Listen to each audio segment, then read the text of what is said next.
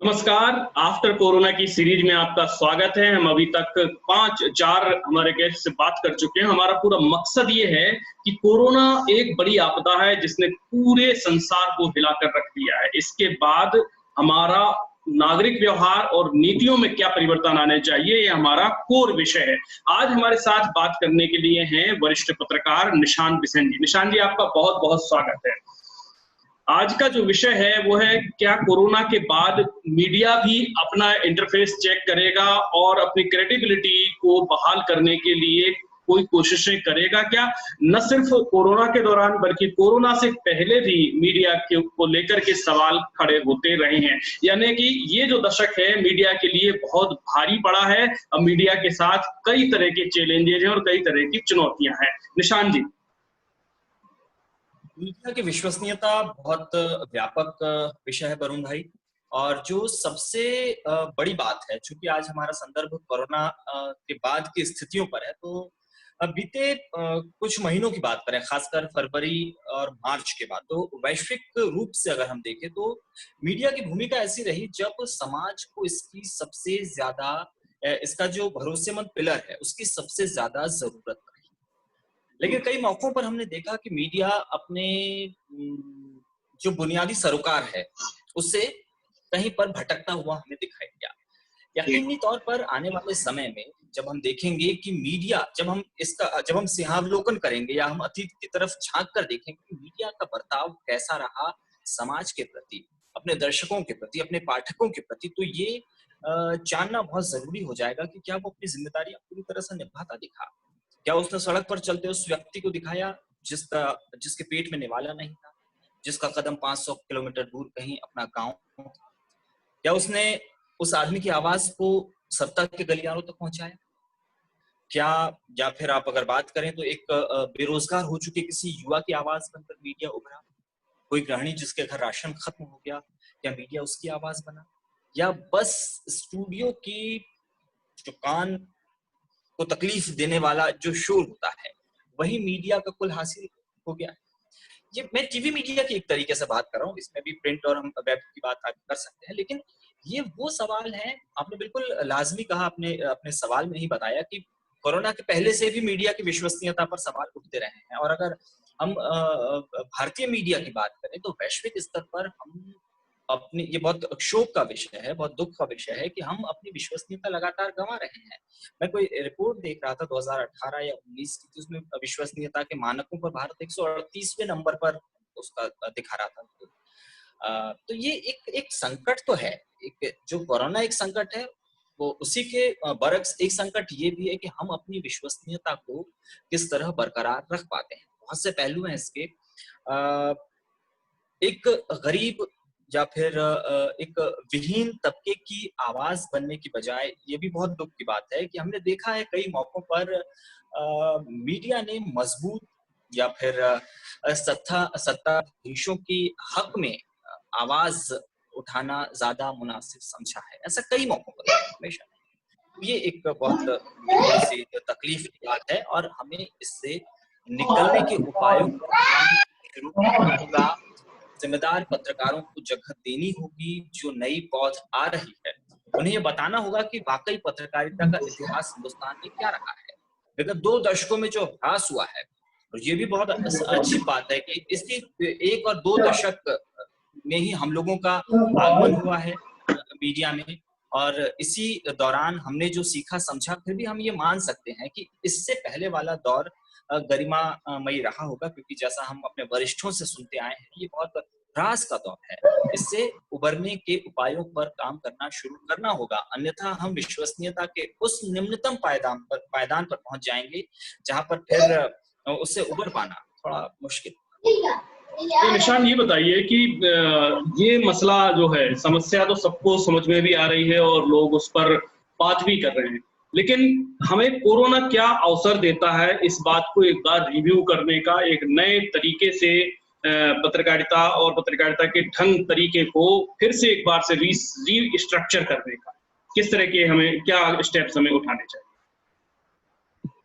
Corona के अवसरों की अगर बात करें तो मुझे हम लोगों का तो अभी जीवन काल, हम अपने उम्र के अपने चौथे दशक में ही हैं, लेकिन बीते 100 वर्षों में भी इतनी बड़ी आपदा हिंदुस्तान ने शायद ही देखी होगी। आपदा तो यकीनी तौर पर है, और शायद आदमी अपनी दौड़-भाग भरी ज़िंदगी के बीच ठहरा भी पहली बार, थमा भी कुछ वक़्त के लिए इसी दौर में है।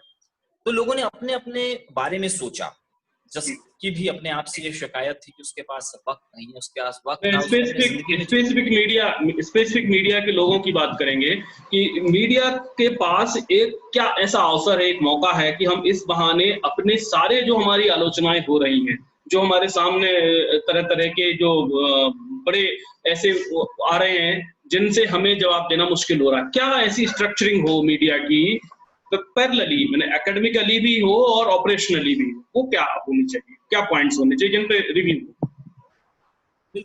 जिस तरीके से हमने कोरोना में खोया है, हमने अलग-अलग मोर्चों पे बहुत कुछ गँवाया है, जिसके बारे में हम अभी आकलन भी नहीं लगा पा रहे हैं। अगले 2 से 3 वर्षों के बाद तक हमें इसके नतीजे देखने को मिलेंगे। तो मीडिया के पास ये वक़्त है कि सामाजिक तौर पर, लोगों के इंडिविजुअली व्यक्तिगत तौर पर और सामूहिक तौर पर हमने जो कुछ खोया है, एक समाज के रूप में, एक देश के रूप में, रिस्ट्रक्चरिंग में मीडिया खुलकर सामने आए। और ये बहुत मुश्किल नहीं है अगर मीडिया ये मान ले कि जो समाज में घटित हो रहा है वो एग्जैक्ट उसी रूप में रिफ्लेक्ट करे, और जो चाहे प्रशासन हो चाहे सरकार हो, अगर उस तक वो आम आदमी की आवाज बनकर पहुंच पाता है, तो इससे बेहतरीन मीडिया के लिए कुछ नहीं हो सकता। और यही तो विश्वसनीयता है। विश्वसनीयता और क्या है? जब सही चीज, सही बात सही जगह तक पहुंच जाए और उस पर सही उस पर सही रिस्पॉन्स मिल जाए, यही तो विश्वसनीयता है। यही आम आदमी की अपेक्षा है मीडिया से। लेकिन मीडिया कई मौकों पर, मैं हमेशा कई मौकों का शब्द इस्तेमाल इसलिए कर रहा हूँ क्योंकि 100% कुछ नहीं होता। कई मौकों पर हम खुद भटकते हुए प्रतीत होते हैं, तो इससे उबरने के उपायों पर काम करना शुरू करना होगा। रीडिफाइन करने की आवश्यकता है, चीजों को एक बार फिर से नए सिरे से समझने की आवश्यकता है। निशान, मैं ये जानना चाहूंगा, क्या मीडिया का मतलब सिर्फ और सिर्फ एक वंचित तबके की आवाज उठाना है? नए दौर में, नए नहीं, वक्त में, नए समय में बाकी लोग भी हैं, वो भी इसी देश के नागरिक, इस दुनिया के नागरिक हैं।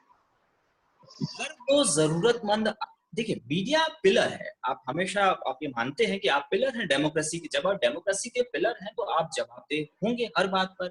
एक हताश व्यक्ति आपके पास इस उम्मीद में आता है कि आप उसकी आवाज बनेंगे। वो गरीब भी हो जी, सकता है, वो वंचित भी हो सकता है, वो एक बेरोजगार युवा भी हो सकता है, वो एक प्रताड़ित व्यक्ति भी हो सकता है, वो किसान हो सकता है, वो महिला हो सकती है, वो नौकरी पेशा हो सकता है, वो नौकरी गंवा चुका कोई हो कोई बड़ा व्यवसायी, कोई कोई व्यक्ति पूंजीपति भी हो सकता है, अगर उसकी भी कोई हो इश्यूज सकता है। है। यकीनन वो पूंजीपति भी हो सकता है, वो बहुत मजबूत आदमी भी हो सकता है। तो इन वो सब मीडिया से जो उम्मीद करते हैं, वो शायद यही उम्मीद करते हैं कि उनका जो पक्ष है उसे दिखाया जाए, दर्शाया जाए या पढ़ाया जाए, जैसा मैं समझ पाता हूँ। लेकिन अब मीडिया इंडस्ट्री बदली है। पिछले 2 दशक में जिस तरीके से टीवी का विस्तार हुआ, टीवी के बाद वेब का विस्तार हो गया है, उसके बाद निजी मीडिया का विस्तार हो गया है। अब तो हर व्यक्ति मीडिया है, अब तो सबके अपने-अपने इंफॉर्मेशन परोसने के ये सोर्सेस हैं। खतरा है या अवसर है? नहीं, मैं तो ये कहूंगा कि मेन स्ट्रीम मीडिया अपने मुद्दों से कई बार भटकता हुआ दिखता है, लेकिन जो ये जो छोटे-छोटे फोरम है, छोटे-छोटे मंच है, ये मेन स्ट्रीम मीडिया को ललकारते हैं, चेताते हैं कि अगर आप यूं ही चलते रहे तो आपका भविष्य खतरे में है। लोगों तक जो इन्फॉर्मेशन पहुंचनी है वो तो पहुंच रही है। कभी एक सामान्य सी बात सुनिएगा किसी व्यक्ति की कि फला बड़े ग्रुप ने फला बड़े अखबारों में नहीं छपी, लेकिन देखिए ये छोटे से हमारे लोकल फोरम पर ये न्यूज या ये जानकारी या ये इवेंट या ये समस्या हमें देखने मिल रही है। तो मेन स्ट्रीम मीडिया से हटकर भी अब मीडिया का काफी विस्तार हो चुका है। ये बिल्कुल अलग विषय है, आप बेहतर जानते भी हैं इस बारे में। तो मुझे लगता है ये समय तो है कि मेन स्ट्रीम मीडिया चेंज जाए एक बार और अपनी समझे अपनी जिम्मेदारी। क्रेडिबिलिटी, उसके बेसिक जो ऑब्जेक्टिव होने चाहिए वो क्रेडिबिलिटी होनी चाहिए। खबर की ब्रेकिंग नाम का जो शब्द होता है या डिफरेंशिएटर नाम का जो शब्द होता है, अखबारों में डिफरेंशिएटर और टीवी में ब्रेकिंग, ये 2 शब्दों ने जो है थोड़ा सा संकट क्रिएट किया है। डिफरेंट के चक्कर में आप कुछ भी अनक्रेडिबल कंटेंट देंगे। रक्षा के लिए बड़े मेन स्ट्रीम मीडिया को सामने आना चाहिए। अब शायद अब ये टीआरपी और ये सब बहुत पुरानी बातें हो चुकी हैं, लेकिन हम उससे भी आगे बढ़ चुके हैं। अब तो एक तरीके से कई मौकों पर मखौल उड़ता है खबरों का, या फिर वो जो खबर होती ही नहीं, जो मैंने बहुत सी बातें हैं वो इतनी उलझी हुई ये चीजें हैं। तो कुल मिलाकर मैं बहुत इसको छोटी सी बात यही कहूंगा कि विश्वसनीयता दांव पर है, और ये कोई दबी छिपी बात नहीं है, ये सभी जानते हैं। बावजूद इसके हम अपने ही उसूलों से कई मौकों पर खेलते हैं, तो इससे थोड़ा सा बचना। एक थ्योरी है, ये माना जाता है कि किसी भी इंडस्ट्री के एकेडमिक और अप्लाइड जो पिलर्स हैं वो अच्छे होने चाहिए। एकेडमिक एंड अप्लाइड मतलब जो अकादमिक है और व्यवहारिक भी, उसमें व्यवहारिकता का भी समावेशन हो, तो वो इंडस्ट्री उतनी ज्यादा सस्टेनेबल होती है। क्या आपको लगता है कि स्पेशली न्यूज मीडिया में, we are not talking about whole in whole media, हम सिर्फ एक स्पेसिफिक अगर न्यूज मीडिया की बात करें तो इसमें एकेडमीज का जो इवोल्यूशन है वो थोड़ा सा लेट से हुआ, या अभी भी उतना सही तरीके से नहीं हो पाया है? हम छात्र ऐसे तैयार करते हैं जो उद्वेलित और आक्रोशित तो होते हैं, लेकिन एथिक्स और चीजों की क्रेडिबिलिटी, क्रेडेंशियल्स पर ज्यादा कम ध्यान देते हैं। पत्रकारिता जहां पर भी पढ़ाई जा रही है, सिखाई जा रही है, ये वो बहुत आदरणीय है वो लोग जो छात्रों को पढ़ाते हैं, लेकिन छात्र क्या पढ़ रहे हैं इस बारे में मुझे पिछले कुछ समय से बहुत व्यापक जानकारी तो नहीं है, लेकिन मैं जैसा देख पाया हूँ, हमारे विश्वविद्यालय, हमारे शिक्षण संस्थान पत्रकारिता के वैसे छात्र नहीं दे पा रहे हैं, या फिर लर्निंग के मोर्चे पर वो कई बार मैं कमतर महसूस करता हूँ, या सीखने की इच्छा शक्ति कम है। तो ये वाकई एक चिंता का विषय है, और 1 या 2 वर्ष के पाठ्यक्रम में हम उम्मीद करें कि हम एक पत्रकार तैयार कर लेंगे, ये भी थोड़ा सा मुश्किल है। पत्रकार मैं कई मौकों पर सोचता हूँ कि वो जन्मजात होता है, एक अच्छा सोचने वाला व्यक्ति, लिखने वाला व्यक्ति, एक चिंतनशील व्यक्ति कभी 2 साल के अध्ययन में तैयार कैसे किया जा सकता है?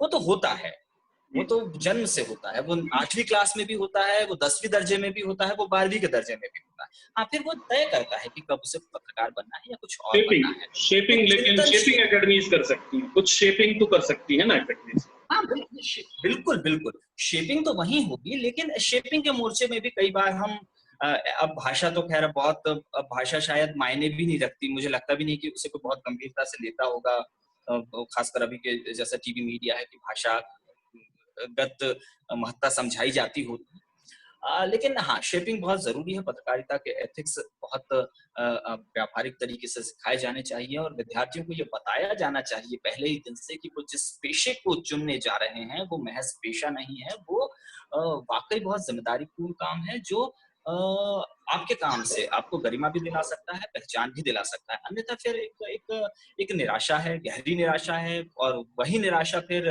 खबरों की विश्वसनीयता पर संकट और पत्रकारिता के घटते प्रभाव और बहुत से बातों में तब्दील होता जाता है। इसको और हम ट्यून्ड करने की कोशिश करें कि स्ट्रक्चरल अगर हम देखें कि भाई पत्रकारिता एक पूरी इंडस्ट्री में कहाँ से लोग पेनिट्रेट कर रहे हैं एज ए जर्नलिस्ट, कहाँ से लोग आ रहे हैं, तो एक मेजर पार्ट अब एकेडमीज का है। पहले के दौर अलग था जब एकेडमीज का उतना रोल नहीं था, अब कोई भी संस्थान एकेडमी से ही उठा रहा है, अपना जो प्राइमरी कंटेंट है वो वहां से उठा रहा है, प्राइमरी टूल्स जो है। तो बहुत ज्यादा आवश्यकता एक कम्युनिकेशन की है, कम्युनिकेशन गैप दिखाई देता है यूनिवर्सिटीज और इंडस्ट्री के बीच में, सिर्फ पत्रकारिता में नहीं बाकी क्षेत्रों में भी है, लेकिन फिर भी मेडिकल जैसे प्रोफेशन में या इंजीनियरिंग जैसे प्रोफेशन में ये गैप थोड़ा कम है, थोड़ा नहीं बहुत कम है, क्योंकि एक ग्रेजुएशन करते करते वो डॉक्टर का काम भी कर रहा होता है। एमबीबीएस के जूनियर डॉक्टर्स जो हैं वो कम से कम मरीज के साथ एक अप्लाइड प्रैक्टिकल चीजें देख रहे होते हैं, जबकि हमारी यूनिवर्सिटीज में इंटर्नशिप को एक तरह का सिर्फ मार्क्स क्रिएट करने का एक वो जरिया माना गया है, एक पूरा सेमेस्टर उसके लिए नहीं है, कोई डिजाइन नहीं, और इंटर्न्स को बहुत गंभीरता से लिया भी नहीं जाता। हाँ, इसके अलावा जो बाकी की जो रिसर्च पार्ट है उनको भी बहुत गंभीरता से नहीं लिया जाता, वो भी पुराने यूनिवर्सिटी लाइब्रेरी में जाकर के अपना लेकर के पुराने विद्यार्थियों का कट कॉपी पेस्ट करते हैं। तो ऐसी चीजों में सबसे ज्यादा विमर्श की जरूरत कहाँ है? मैं इसलिए इस पॉइंट पे ला रहा हूं आपको कि बारंबार हम जब मीडिया को हम क्रिटिसाइज करते हैं या जनरली किया जाता है, तो इसके पहले ये सोच जरूर होना चाहिए कि इसमें पानी आ कहां से रहा है। हम गंदे पानी की बात करेंगे तो हमें परनाला ढूंढना पड़ेगा उसमें आ कहां से रहा है। मुझे लगता है शागिर्दी सबसे बेहतरीन चीज है इस दुनिया की। एक पत्रकारिता का छात्र जब अपने विश्वविद्यालय में या फिर कॉलेज में जहां पर भी वो एडमिशन लेता है, तो पहले दिन से ही ये तय कर ले कि वो पत्रकारिता में क्यों आया है। वो किसी जगह न जा पाने के कारण अगर यहाँ आया है, तो ये अपने साथ, वो खुद के साथ अन्याय कर रहा है, पत्रकारिता। दूसरी बात, वो जिस दिन पत्रकारिता में आया है उसे एक गुरु चुना होगा या कोई सीनियर जर्नलिस्ट को देखे जिससे वो एडमायर करता हो, उस जर्नलिस्ट के काम करने के तौर तरीकों को देखे, सीखे। मुझे लगता है 2-3 साल का वक्फा काफी होता है कि जब वो समझ सकता है कि जर्नलिज्म क्या होता है। एक 30-35 साल या 25 साल के अनुभव वाले पत्रकार के को जब आप एडमायर करते हैं तो आप समझ पाएंगे कि जर्नलिज्म क्या है। लेकिन अगर हाँ, आप वही कॉलेज कैंपस में ही तय कर लेंगे जर्नलिज्म के माइंड के पैरामीटर्स, तो फिर आप एक अलग दुनिया में रहेंगे। फिर आप इंटर्नशिप भी वैसे ही करेंगे, आपकी लर्निंग भी वैसे ही होगी और आप नौकरी के पहले दिन से ही वैसा बिहेव करेंगे, तो ये थोड़ा मुश्किल हो जाएगा। और रही बात एकेडमिक की, अगर मैं बात करूं तो शिक्षकों के पास तो वैसे ही बहुत ज्यादा छात्रों का दबाव होता है, उनके अपने चैलेंजेस हैं। हाँ, लेकिन अब उनके बारे में बहुत ज्यादा मैं टिप्पणी नहीं करूंगा, लेकिन हाँ, छात्रों को चाहिए, चूंकि वो उनमें सीखने की ललक होती है, कि वो सही दिशा में सीखें। आपने बिल्कुल सही कहा कि शेपिंग का काम यूनिवर्सिटीज करती हैं, तो ये शेपिंग कैसी हो, इसमें थोड़ा सा छात्रों को भी अपनी तरफ से कदम होना चाहिए। निशान जी, मैं आपसे कंक्लूडिंग कमेंट चाहूंगा, मीडिया को सबसे ज्यादा नुकसान किसने पहुंचाया है? नंबर 1 एंकरवाद ने, नंबर 2 स्टूडियोवाद ने, नंबर 3 विजुअलवाद ने। विजुअल आपके पास अगर है तो आप उसको कैसे भी करके स्टोरी से विजुअल आना चाहिए, विजुअल से स्टोरी आनी चाहिए। एंकर को न्यूज पे होना चाहिए, न्यूज से एंकर होना चाहिए। स्टूडियो पर सब्जेक्टिव होना चाहिए, सब्जेक्ट से स्टूडियो होना चाहिए। दोनों के बीच में कैसा तालमेल?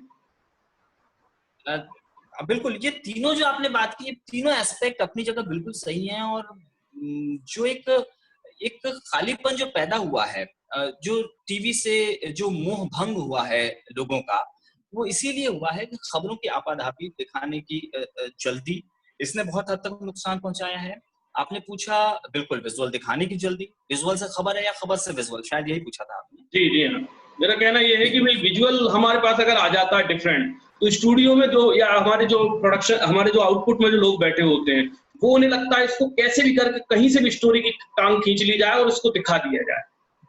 जैसे कमिश्नर के छज्जे पर बिल्ली को छज्जे या बंदर के छज्जे पर बिल्ली दिख जाए तो ये यानी इतना उत्साह पैदा कर देता है उस वक्त, और उसको किसी भी कीमत पर अगले 2 मिनट पर दिखाने की चुनौती है। क्योंकि अगले 2 मिनट पर आप नहीं दिखाएंगे तो आप उस अपराध के भागी हो जाएंगे कि उसके लिए आपको बहुत अपनी जिम्मेदारी से भी हटाया जा सकता है।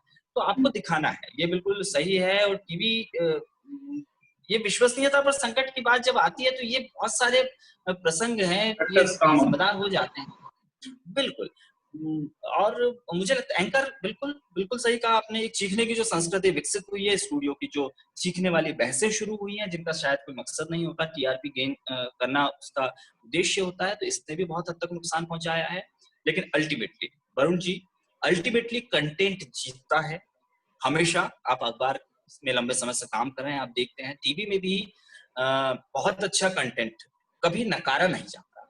हो सकता है शोर इस संस्कृति की उपज है तो वो शोर सराहा जाए, लेकिन अल्टीमेट विनर कंटेंट होता है। चाहे वो विजुअल कंटेंट हो, चाहे वो रिटन कंटेंट हो, दर्शक वही पसंद करेंगे जो सुकून देने वाला है।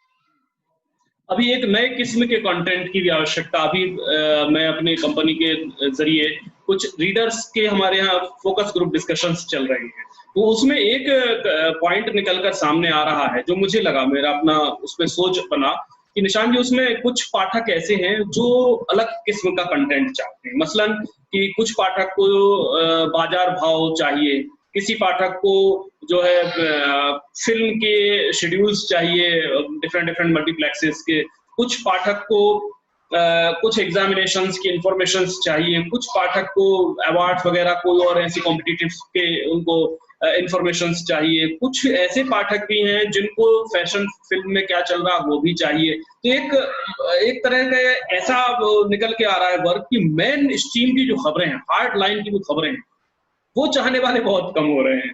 तो ऐसे में क्या 2 भाग नहीं कर देने चाहिए कंटेंट के? अखबार हो चाहे टेलीविजन हो, भाई आपको जो है एक इंफोटेनमेंट की एक धारा अलग बना दी जाए और एक न्यूज की बिल्कुल धारा अलग बना दी जाए। क्या ऐसी आवश्यकता लगती है आपको आने वाले दिनों में हो? ये बात बिल्कुल सही है, सबका अपना टेस्ट है और उसके अकॉर्डिंग ही खबरें परोसी जाती हैं। चाहे आप आज से, ये अखबार तो आज शुरू से ही राजनीति का पन्ना, धर्म का पन्ना, ग्लैमर का पन्ना, कारोबार का पन्ना, खेल का पन्ना, अंतरराष्ट्रीय पन्ना, राज्य का पन्ना, आंचलिक पन्ना, तो ये सब इसीलिए होता है क्योंकि उनके टेस्ट के अकॉर्डिंग हमको उनको परोसना रहता है। आपने अगर ये कहा कि मेन स्ट्रीम खबरों में अगर दर्शकों पाठकों की रुचि कम हो रही है, तो हाँ, ये इस बारे में मेरी बहुत अच्छी स्टडी तो नहीं है, लेकिन मैं समझता हूँ मेन स्ट्रीम का मतलब लोग पॉलिटी को समझते हैं, राजनीति को समझते हैं, राजनीति की खबरों को समझते हैं। तो अब हर आदमी तो इसी में मसरूफ है, रात दिन वो यही चर्चा कर रहा है अपने फेसबुक पेज पर, अपने व्हाट्सएप ग्रुप पर। हर आदमी कहीं ना कहीं किसी न किसी रूप में अपनी राय रख रहा है और पूरा दखल रख रहा है। तो मुझे बहुत हद तक मैं इससे सहमत नहीं हूँ कि उसकी रुचि कहीं कमजोर हुई है। हाँ, ये हो सकता है कि वो अपने स्तर पर न्यूज प्रोवाइडर बन चुका है अब, तो ये एक बात हो सकती है। पन्ने की बात तो बहुत पहले से चली आ रही है, टेलीविजन में भी अपने अपने अलग रनडाउन्स हैं, अलग बुलेटिन हैं, सभी चीजें हैं। ठीक है, आप सबको कोशिश करते हैं सबको एक गेट के अंदर से ले जाने की, तो आपको एक मल्टीपल जो है वेसल में, गमले में आपको सभी तरह के फूल सजाने होते हैं।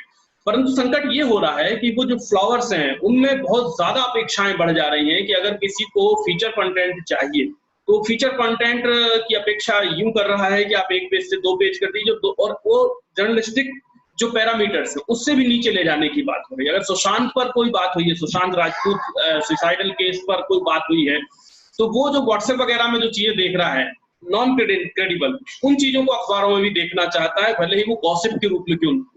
ये संकट आ रहा है।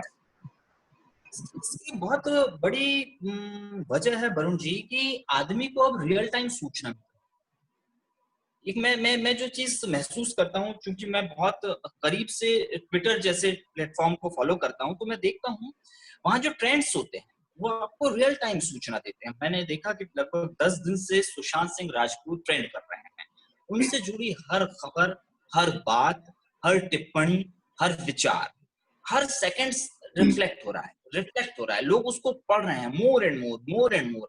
इतना कुछ पढ़ा जा चुका है सुशांत के बारे में, शायद उनके जीवित रहते इतना उनके बारे में हम नहीं जानते थे जितनी बातें पता चल रही। तो दर्शक की अपेक्षा बढ़ गई है। ट्विटर ये प्रोवाइड कर सकता है क्योंकि ट्विटर लाखों लोगों का समूह है जहां पर वो लाखों विचार हैं, लेकिन टीवी या अखबार के लिए कभी संभव नहीं। इन दोनों की अपनी नॉर्मल मीडिया के लिए ये स्टैंडर्ड दिखाएंगे। सुशांत पर एक आर्टिकल हो सकता है, टीवी में एक शो हो सकता है, लेकिन एक सुशांत पे जो चल रहा है 10 दिन से 24 घंटे चल रहा है और उस पर एक वक्त में हजारों लोग टिप्पणी कर रहे हैं, हजारों न्यूज आ रही हैं, हजारों लोग देख रहे हैं, पढ़ रहे हैं। तो ये रियल टाइम मीडिया का मुकाबला तो आने वाले वक्त में मेन स्ट्रीम मीडिया को करना ही पड़ेगा, और मेन स्ट्रीम मीडिया अगर अपनी विश्वसनीयता पर संकट, अपनी विश्वसनीयता दांव पर लगाएगा तो उसके लिए खतरा होगा। आपने एक चीज नोटिस की होगी, हालांकि पिछले कुछ समय में हो चुका है, फैक्ट चेकर वेबसाइट्स डेवलप हुई हैं पिछले कुछ समय में, इसको फिर टीवी ने भी अडॉप्ट किया है अपने शोज के जरिए। ये क्यों हुआ है? ये मीडिया की विश्वसनीयता पर संकट के कारण ही हुआ है ना। एक फेक न्यूज चली, हालांकि फेक न्यूज हमारा विषय नहीं है, फिर भी ये क्यों हुआ? विश्वसनीयता का संकट ही तो है। अब पोस्ट कोरोना की बात करें तो मैं फिर कहूंगा कि अगर हम भविष्य में मीडिया को बदलते हुए देखना चाहते हैं तो मीडिया को अपने बदलाव की शुरुआत खुद से करनी होगी। उसे जान लेना होगा कि आने वाला समय, खासकर अगले 5 से 10 वर्ष बेहद चुनौतीपूर्ण है, अन्यथा मीडिया के दूसरे जो फोरम है वो इनकी जगह लेने के लिए तैयार है, वो खड़े हो रहे हैं और लोगों को पसंद आ रहे हैं और वो बेहद सराहे जा रहे हैं। जी। आप बड़ी संख्या में लोग देखेंगे जो ये कहते हैं कि मैंने यार न्यूज देखना बंद कर दिया, न्यूज टीवी देखना बंद कर दिया। तो ये बड़ी चिंतनीय बात है, लेकिन जब कंटेंट की बात आती है तो वो लोग देखते हैं।